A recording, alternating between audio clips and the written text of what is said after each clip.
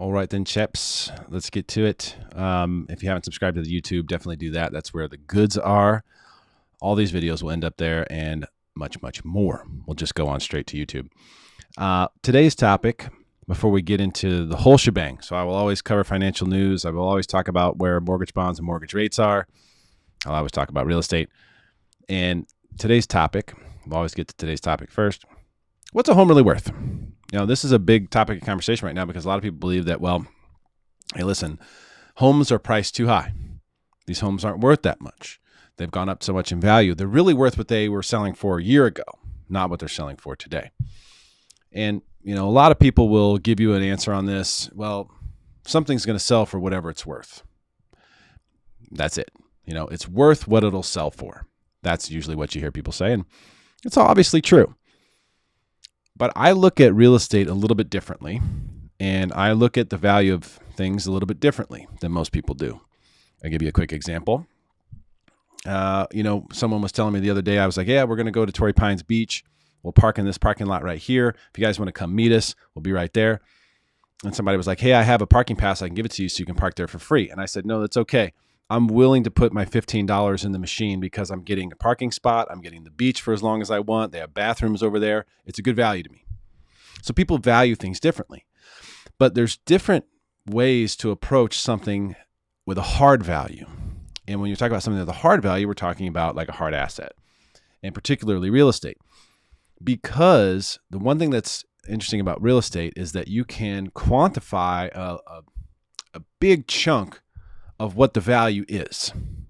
Certain things you can't quantify, like a view, for example, or the way that a house is laid out, or the way that a yard is laid out. You can quantify that it's 0.79 acres, but if it's a long, skinny 0.79, or if it's a perfectly round 0.79, those things matter. So when you look at real estate, here's how you can know what the value really is. How much would it cost to replicate it?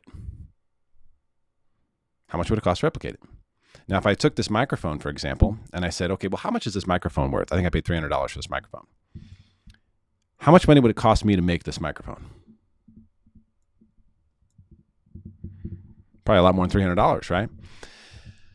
Because there's a lot that goes into it. You're getting economy of scale with the microphone. With real estate, you're also getting that even though you don't realize it. Also, time. You're also getting time. If I wanted to make this microphone, it might take me a year or two, but I can order it on Amazon and have it here in 24 hours. So when we look at the value of a home, here's what you need to look at.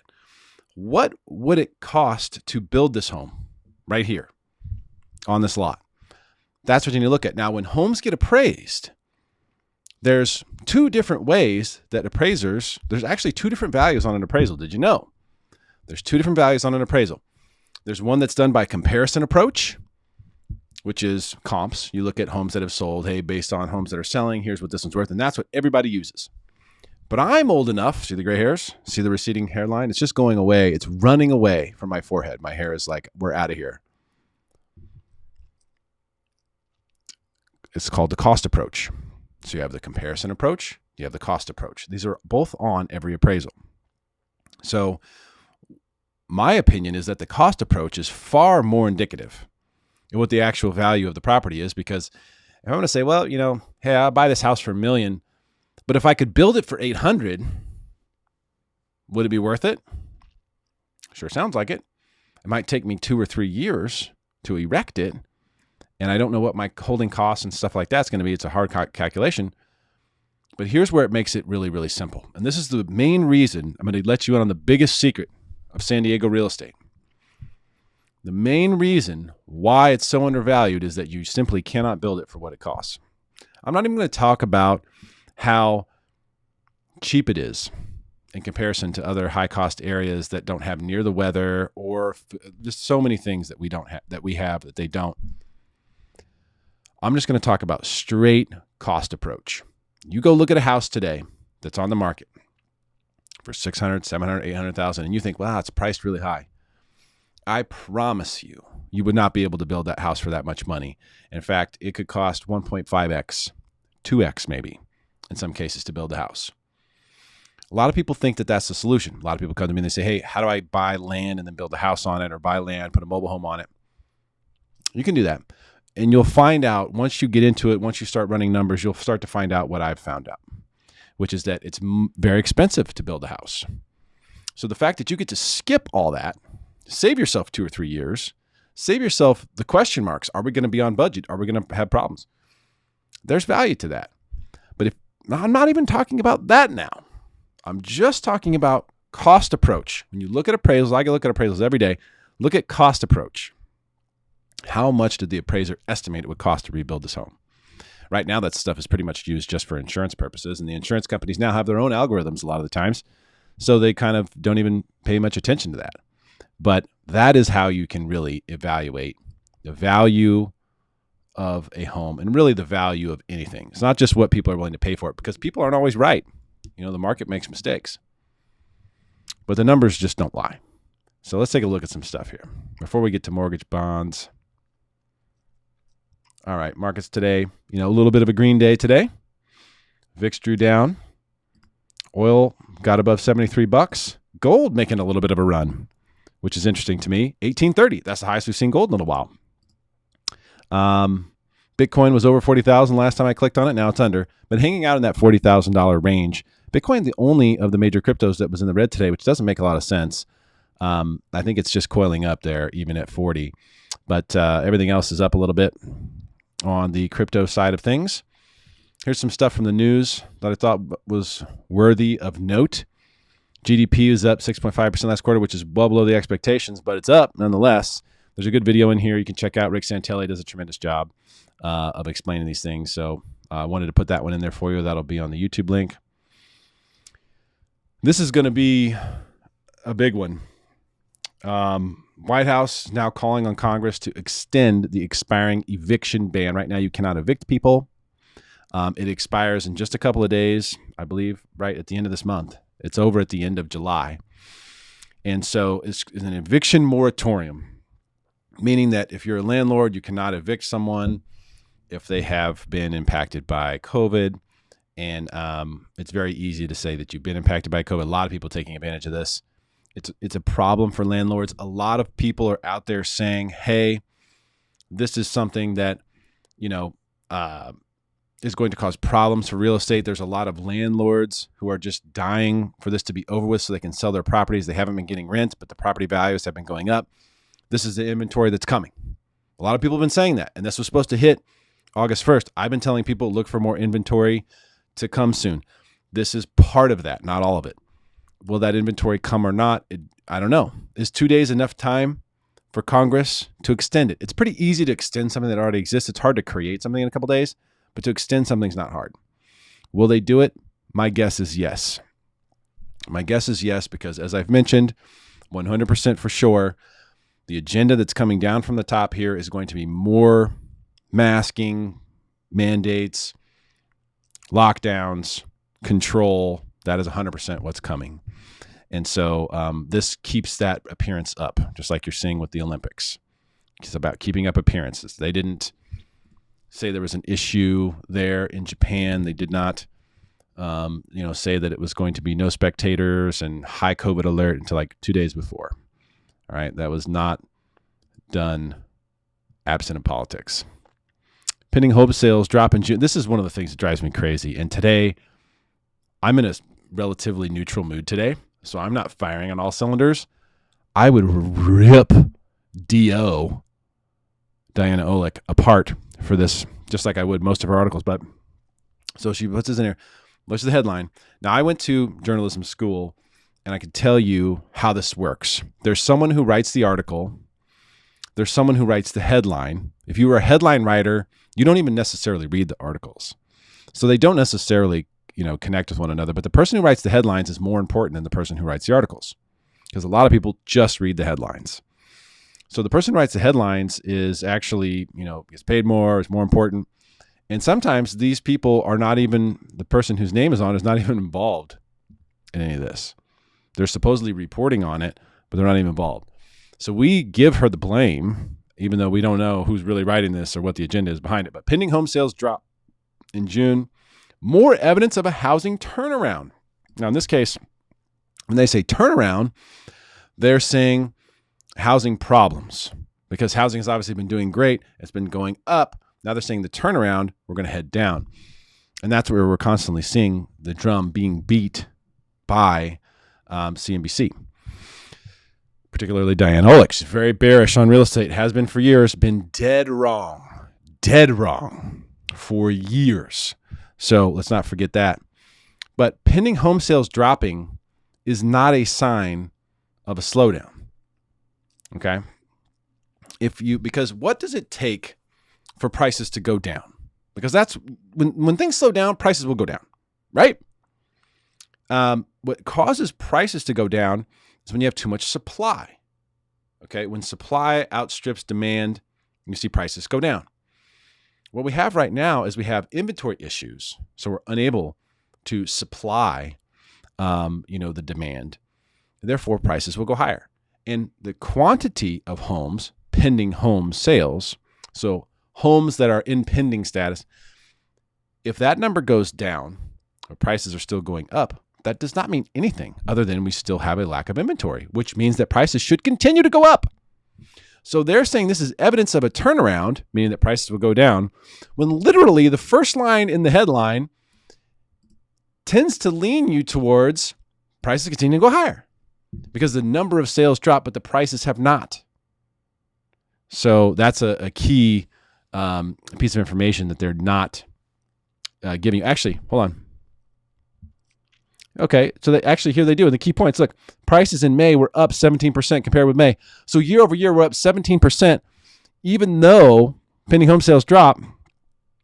I mean, it's just hysterical to me what they put out here as supposed journalism. Just crazy. So anyhow, trying to give you the truth here. We have to do a little bit of filtering with these things. That's where it's at. Okay, let's take a look at mortgage rates here. Oh, I did want to show you this because some people asked me like, hey, you said that you're concerned about a potential stock market. Well, of course I am. Stock market crash from yesterday. Yeah, very concerned. Because the Federal Reserve warned us, as I showed you yesterday and back in May, and we're seeing this sort of formation here. So this is the price to earnings multiple, the S&P 500. This goes back to the early 90s, okay? In fact, we could take this back even further if we wanted to and include this little recession here in the early 90s, which was nothing really. And there was a crisis back then, a savings and loan crisis. And, the S&P still did really, really well through all that. Here, this is 9/11 stuff, right? Then we had the dot-com bubble burst. And then we had 9/11 back here. And that caused problems. The stock market went up before it crashed. Went really bad. But you'll notice a couple of things here, okay? Aside from the Great Recession, which PEs got up to 122, which is completely ridiculous. It's hard to even believe that. But of course that was going to come in. If you take this one anomaly out, okay, so when you see something sticking out on a chart like this, it's not a middle finger, it's just an anomaly. Look at the other activities that have been going on. Now, they have us listed as being in a recession here starting January 2020. And I don't know why, because technically we're not in a recession. That's what this gray stuff is. But if you look at this here, look at this formation. We see the rising multiples here. We see the rising multiple here. Right now, according to this chart, we are at 38 PE for the S&P. When it comes back down, and all these different instances going back into the early 90s, even here into the 80s, you see 12 PE there. You see a 14, 15 PE there. You see a 17, 16, 17 PE here, a 14 PE there. We got back down to 20 here in 2019. And since then, it just sort of rocketed higher. It's very possible we could see a 20 PE or a 15 PE. So people are asking me, like, how much you think the stock market can go down? Well, based on this, just looking at the history, it wouldn't be too shocking if we lost 50%. So there's the risk, I think, right now owning stocks is a 50% loss. It's not going to happen overnight. And that, maybe some people would say, hey, that's always the risk in owning stocks. I think right now, though, with this PE, based on history, we could still go higher before this happens, which is why I recommend dollar cost averaging and not trying to time the market. I'm trying to tell people to be prepared. So like if you have a $100,000 portfolio invested in stocks, maybe it makes sense to sell half.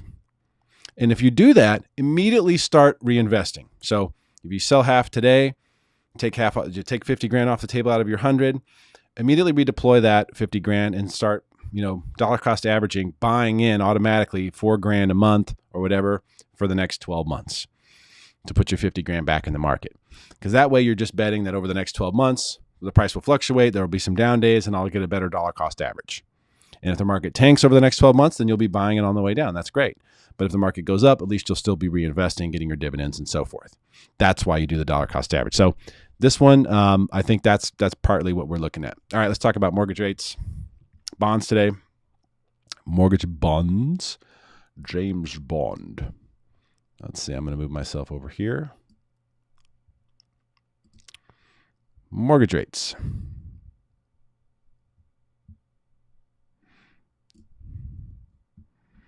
Trend is still holding, which is great. We got this macro trend going on here. And it is holding. And you can see we're really have a fork in the road going on here with the 200-day moving average. And this thing is going to break one way or the other tomorrow or the next day, maybe the next day at the latest. So I would say by tomorrow, which is Friday, we could see a pullback here, or potentially this could go to Monday. But I think in the next 2 days, we're going to get a break one way or the other. For me, I'm conservative because I've seen so many horror stories. If we see bonds go higher, that will mean lower rates. If we see bonds go lower, that will mean higher rates. And I'd say most likely right now, if you're looking just at the chart, you would say they're going to go lower. But because we don't just have to look at the chart, because we actually have information, we know what we're expecting from the Federal Reserve, from Wall Street ultimately, is that, and from the government, also incentivized to have lower rates. We're expecting them to potentially break through this. Now, even if we do, again, we're going to have a resistance level here right away, which is part of this Fibonacci retracement from the top. And so even if we break through the 200, we're going to have a little resistance here. But if we can bust through that, we've got a big move to the positive side. Hopefully that's what we'll see. So that is going to be it for today. I will post all the links in the YouTube video. And hopefully, listen, a lot of people have questions right now about, especially, refinancing. Is it the right time? Should I do it? I've got a quote here. Give me a call, shoot me a text, send me an email if you have questions about it. Happy to help. I will always shoot you straight. I'll make sure that you end up with the best deal possible, and I'll look out for you. Or your friends or family if they have questions as well. So let me know. I will be here. Everybody have a great day, and I'll talk to you soon.